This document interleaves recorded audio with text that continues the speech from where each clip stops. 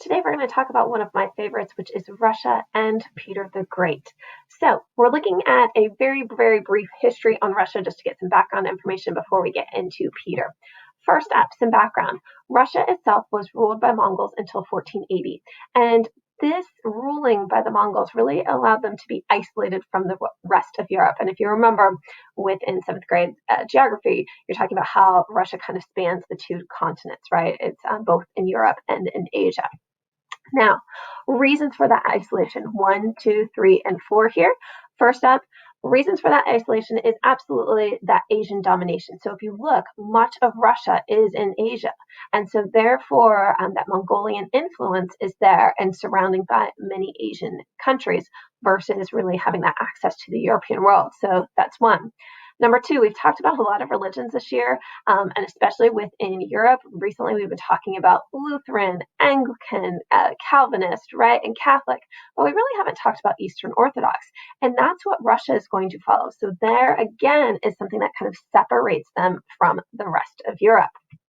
Additionally, their alphabet system, the Cyrillic alphabet, will be something that's a little complex for others and again, keeps them separated. And lastly is going to be their landlocked geography. They're surrounded by a lot of strong kingdoms, Sweden in particular, Poland, the Ottoman Empire, and this is really preventing them from this inclusion into Europe by this placement of them. Now, you might say to me, well, landlocked, but I remember in seventh grade, they had this big old Arctic Ocean up at the north of them. Well, yes, that's very true. However, remember that this is a cold water port. This is an ocean that freezes and therefore does not allow for access in and out. So, but again, they are surrounded by these stronger kingdoms right around them that keep them in this landlocked status. Now, we're going to start to focus in on the Romanov dynasty. The Romanov dynasty began with Michael Romanov in 1613, and it's going to end with Nicholas II in 1917. Romanovs are one of my favorites, so we will end kind of our school year with Nicholas II during World War I. So we will actually come back to the Romanov family, and you might be familiar with him already from maybe if you've heard of Anastasia before, or in bio, oftentimes you're going to be doing a Romanov lab of some sort. Okay. Now, you're going to hear me using the word czar sometimes, or in readings, you're going to hear Peter the Great. He is going to be the ruler that we're really focusing in on today. He becomes czar in 1689, and czar ultimately is going to be the interchangeable term for king. So like when we talked about Louis XIV or Henry VIII, czar is the same. It's the Russian word for Caesar, but it does mean king. So just if you see that, just so that you're aware of what that means. So Peter the Great is a really interesting character. I thoroughly enjoy learning about him. He is very complex. He has a heart of gold and at the same time a heart full of cruelty. And you're going to get to see that in the reading later today. But he's known for his violent temper, sometimes such fits of rage that they kind of wonder if maybe he had epilepsy. He's known for his disguises. He loved to go and kind of mix with the average man. And so he would try to use these disguises to fit in. However, he was a 6'7" man with a thick Russian accent, so he wasn't always really in disguise. He was also known for his great cruelty that you'll get to hear about later. And he also was one who really wanted to work with his hands, carpentry. He really was a hands-on learner. He wanted to see how to do a skill so that he could teach it to others as well. And that's one of the qualities that makes him so admirable. Now, the letter that you're going to need to know for Peter's reign is the letter W. I encourage you to highlight it, circle it, star it, and think of it when you think of Peter the Great. Two different phrases are going to accompany this, all right? Number one, westernization. Okay, what on earth is westernization? Well, westernization is becoming more like Europe. So if you're in Russia and you're looking west, you see Europe, and that was Peter's goal. He wanted to make Russia more like Europe. He was intrigued by France and England and the Netherlands and Prussia as well. He was intrigued by all of these and really wanted to bring his outdated nation up to the standards that Europe had. Now, the second W is going to stand for warm water ports. All right, well, we talked about the Arctic Ocean already being a cold water port, and that is going to be the problem. That's what Russia has access to. And he really has his eye down south in one of the areas of the Black Sea. This is going to be something that he really strives to achieve during his goal, and he's going to go after it pretty early on. This Black Sea and this area called the Sea of Azov, by having access to this port, it would really open up a lot of trade and manufacturing opportunities for him, access to many new areas such as Istanbul, but again, into the Aegean Sea, into the Mediterranean Sea. So by controlling this area, this would be a big win for Russia. So Peter wastes no time, and he's going to go after this. And he, in 1695 through 1696, he goes after this called the Azov campaign. And his objective was to control this region. So he has to fight against the Turks in order to do this. Well, once he's there and he's in the midst of this, he had used actually a land attack for this instead of a naval attack. And one of these things that really was exposed through this campaign was that it was a failure. In particular, he did not have a navy, and he did not have the right strategies in order to capture this. And so one of the things that he does is he actually decides he wants to learn from this. And so he goes on a European tour, which was pretty unheard of at the time for a czar or for a ruling king to actually leave during their reign, to leave the country for an extended amount of time. And that's what he did. He kind of went to study abroad. So instead of like many people do in college, he did a little bit later. Now, two of the locations that he really targeted are going to be England and Amsterdam. And if you want to build a navy, where else are you going to go to look at that besides England, right? They had defeated Philip and his armada.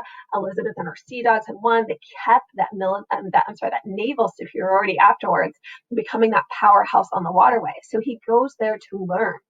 Same with the Amsterdam, some of the best shipyards in Europe, and therefore he goes. And he wakes up as early as 4 o'clock in the morning to go and learn the skill of building the ships himself. He is very hands-on in his travels. He even learns dentistry while he's there too. He's very just intrigued of all of the different things that can be there in the rest. Now, with the shipbuilding, so not only will this contribute to his naval aspirations, but this will also encourage foreign trade and manufacturing. So this will be something that's helpful to the economy as well when he can bring these skills back.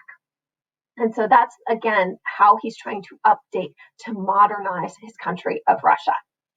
So when he goes back, he does take these ideas, and he is known as the father of the Russian Navy. Really cool. You can actually still go to places. I was in Estonia, and I was able to see one of his original ships, which is amazing. And you could actually see all the handcraft work. And with this Navy, he ends up deciding to test it out pretty quickly, going after one of the big dogs in the area, which was Sweden. And he ends up fighting against a very prominent Sweden, but he won access to the Baltic Sea. So this was a big score for him, and it'll be used later, as we'll get to, but this will be a big win for him. But again, the father of the Russian Navy. Now, other military reforms that he does, we know that France, right, Louis XIV had made his French military up to 400,000 soldiers and had restructured his whole design. Well, Peter goes to investigate what that will be. He brings in European officers to come back with him to Russia. Prussia also has a very disciplined force, and he will study that. So he brings these ideas with him again back to Russia to modernize and make changes. Now, these are not the only changes that he makes. He also focuses on cultural changes. All right, the cultural changes. For one, women were allowed to start to take part in the community. Even upper class women were allowed to remove their traditional face covering veils. So this really kind of shook the norms of true behavior. Additionally, there would be separate entrances for men and women, and they traditionally did not mingle at different events. And now Peter is kind of pushing that envelope to be more like Europe and allowing this intermingling. Another goal that Peter took on was simplifying the alphabet to be easier for others, so that it could help with trade purposes as well. Next, he changes the calendar. Before this, the Russians had observed the New Year in September, but he switches it to be on track with Europe using the Julian calendar instead, so January 1st being the first day of the New Year. So again, to help with trade purposes. He is also a bit of a fashionista. He realizes that the Russians kind of put off this vibe of being very different in their kind of almost being backwoods compared to France, right? That everyone wanted to be like. So most of the Russians were wearing these longer traditional Eastern caftans, which it's very cold in Russia, so I could see why you'd want to wear that, right? But Peter basically says, sorry guys, no longer, suit up.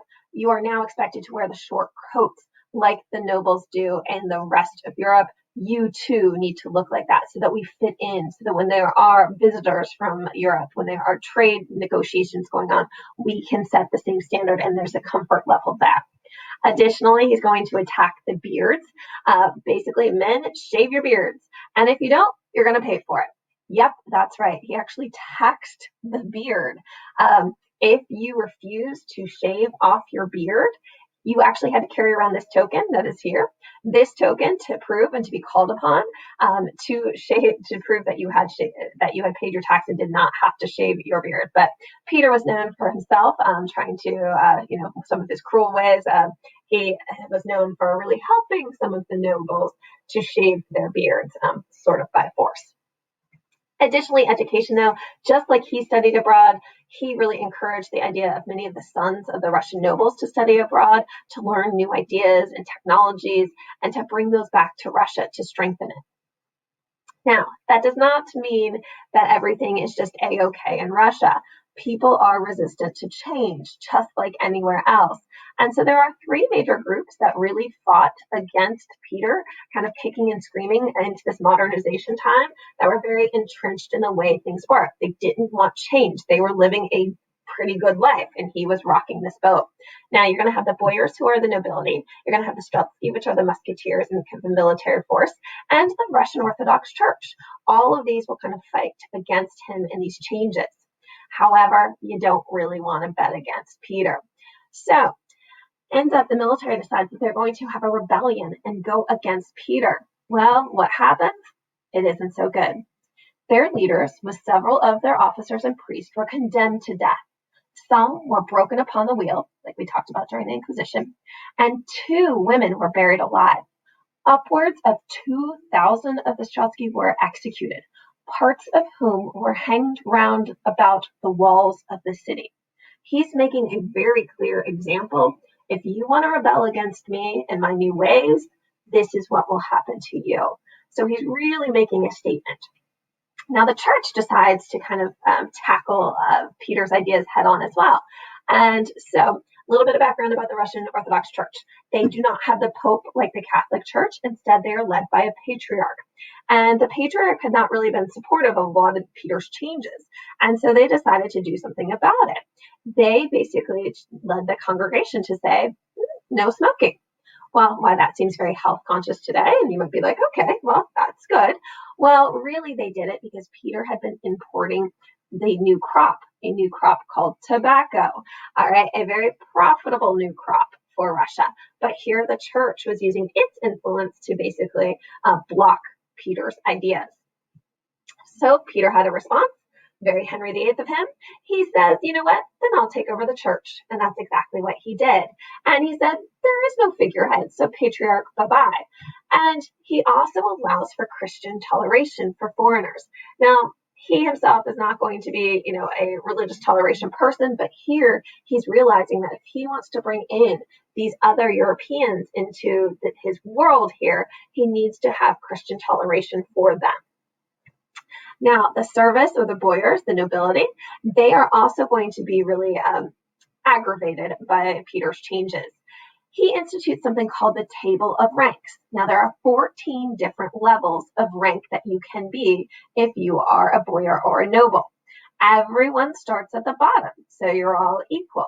Now, if you don't really give your time and energy to your government position, then you're not going to raise very far. And some will, and some will get to the top. But it is based upon merit, okay? You were ranked by merit of how you did your job, not who mommy and daddy were, not how long you've had the job for, but instead merit.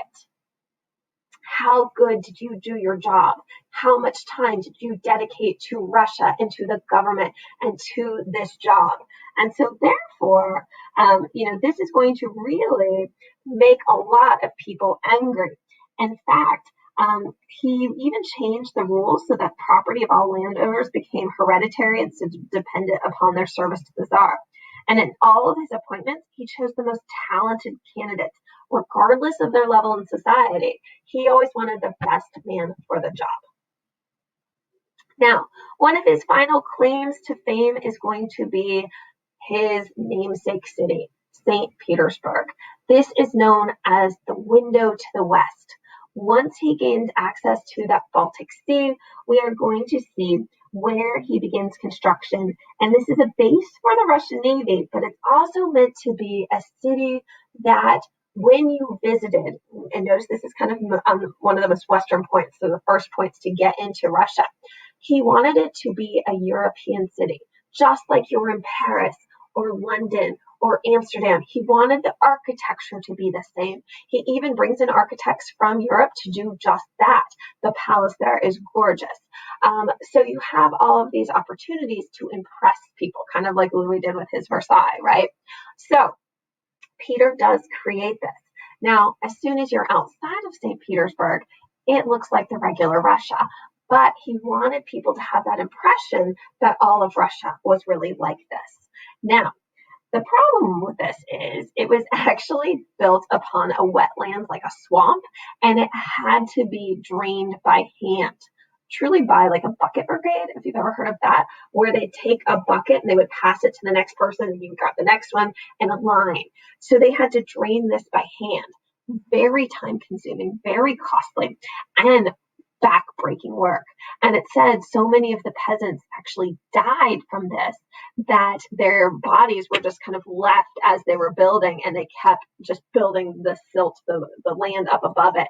And so it's said to be built upon blood and bone because of all of the peasants who lost their life in the creation of St. Petersburg. Now, Peter dies in 1725, and when he dies, we really have a new form of Russia. He really did create this new military might, this new navy might, this new idea of, a city, but really one that is out of kind of the older ages and moving into modernization. Now, in true Peter fashion, he died jumping in to save a sailor, but the water was frigid, of course, and so he ended up having complications of pneumonia afterwards, and he ended up losing his leg for saving that sailor. So, hope you enjoyed learning a little bit about Peter the Great. He is one which I think you'll find even more information that you'll find intriguing about him and his cruelty in your reading assignment.